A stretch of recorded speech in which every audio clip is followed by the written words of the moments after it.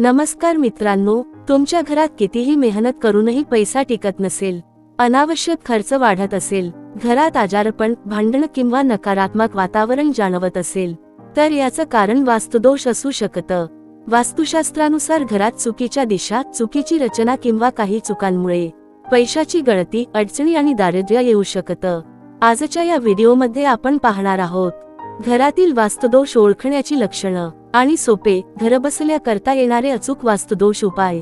घरात वास्तुदोष असल्याची लक्षणे: पैसा येतो पण टिकत नाही, वारंवार खर्च, कर्ज किंवा नुकसान, कामात अडथळे, प्रमोशन अडकणे, घरात सतत वाद, तणाव, आरोग्याच्या समस्या. वास्तुदोष दूर करण्याचे प्रभावी उपाय: 1. मुख्य दरवाजा स्वच्छ ठेवा. मुख्य दरवाजा हा लक्ष्मीचा प्रवेशद्वार असतो. दरवाजासमोर कचरा, तुटलेली वस्तू ठेवू नका. 2. उत्तर पूर्व दिशेत देवघर ठेवा. या दिशेत देवघर असल्यास सकारात्मक ऊर्जा वाढते. 3. तुटलेली घड्याळे, फुटलेली भांडी काढून टाका. या वस्तू नकारात्मकता वाढवतात. 4. घरात मिठाचा वापर करा. आठवड्यातून एकदा पाण्यात मीठ घालून पुसा, नकारात्मक ऊर्जा दूर होते. 5. संध्याकाळी घरात अंधार ठेवू नका.